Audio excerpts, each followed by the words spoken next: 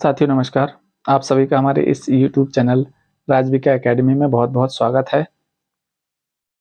मध्य प्रदेश राज्य जिला परियोजना समन्वयक चयन परीक्षा से संबंधित आज हम कुछ नए प्रश्न लेकर आपके समक्ष प्रस्तुत हुए हैं। तो चलिए प्रश्नों को शुरू करते हैं। पहला प्रश्न है, मध्य प्रदेश में समग्र शिक्षा अभियान की शुरुआत किस वर्ष हुई? तो इसका सही उत्तर है 2018 में, वर्ष 2018 में समग्र शिक्षा अभियान। साथियों, यहाँ पर आप कंफ्यूज बिल्कुल ना हो।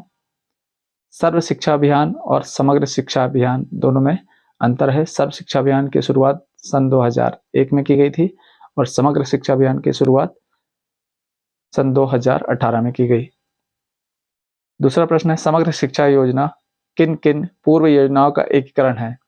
तो समग्र शिक्षा योजना यह पूर्व में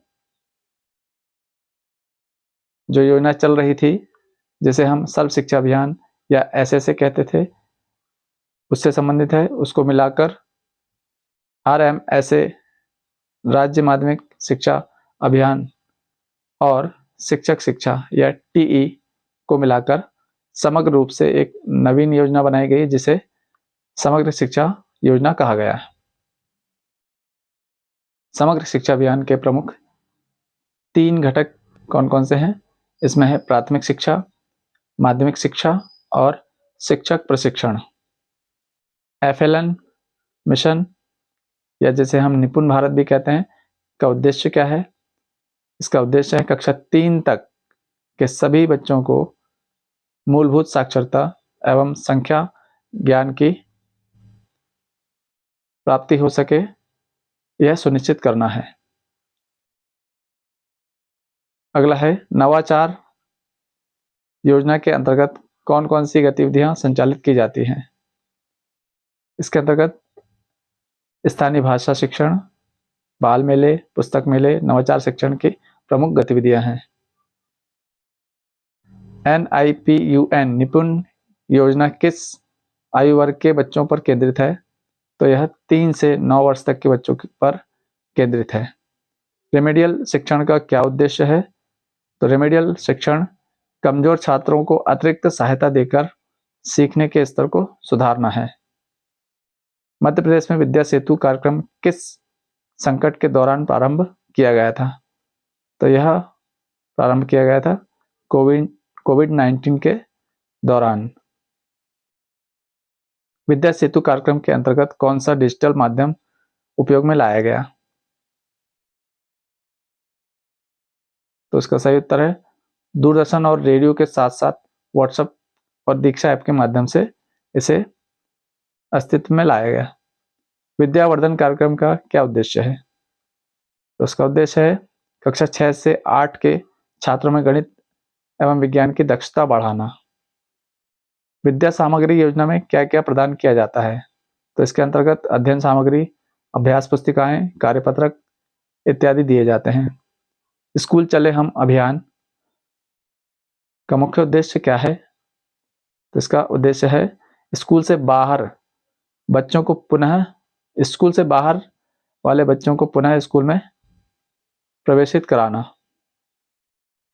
आओ स्कूल चलें अभियान का आयोजन किस माह में होता है? तो आओ स्कूल चलें अभियान का आयोजन हर वर्ष जुलाई माह में होता है, जो माह अप्रैल से शुरू हो जाता है। RT अधिनियम के अंतर्गत निजी विद्यालयों में प्रवेश के लिए कितनी सीटें आरक्षित होती हैं? तो RT एक्ट के अंतर्गत सभी निजी विद्यालयों में 25% सीटें निर्धारित की जाती हैं। शाला सिद्धि कार्यक्रम का प्रमुख उद्देश्य क्या है? तो शाला सिद्धि कार्यक्रम का प्रमुख उद्देश्य है विद्यालयों की कार्यप्रणाली का आकलन एवं सुधार करना। ICT लैब की स्थापना किस योजना के अंतर्गत की जाती है? तो ICT लैब की स्थापना समग्र शिक्षा अभियान के अंतर्गत की जाती है।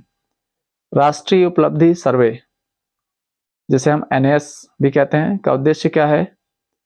तो इसका उद्देश्य है छात्रों की शैक्षिक उपलब्धियों का मूल्यांकन करना। साथियों, यहाँ पर आपको पता होगा NAS एक राष्ट्रीय उपलब्धि सर्वेक्षण है जो हर 4 वर्ष में एक बार सभी राज्यों में होता है, जिसमें सभी निजी एवं शासकीय विद्यालयों के छात्र भाग लेते हैं। अगला प्रश्न है सीएम राइज स्कूल किस उद्देश्य से प्रारंभ किए गए?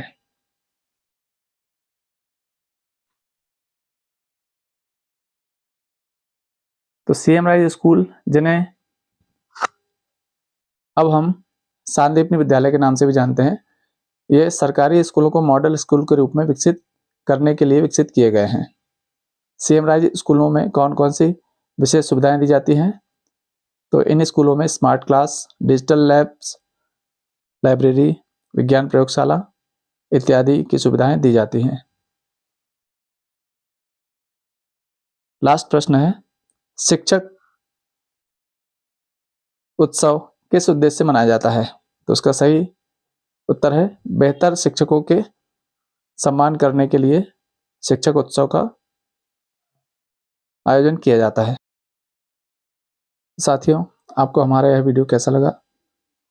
लाइक करें, शेयर करें और यदि आप हमारे चैनल पर नए हैं तो सब्सक्राइब ज़रूर करें।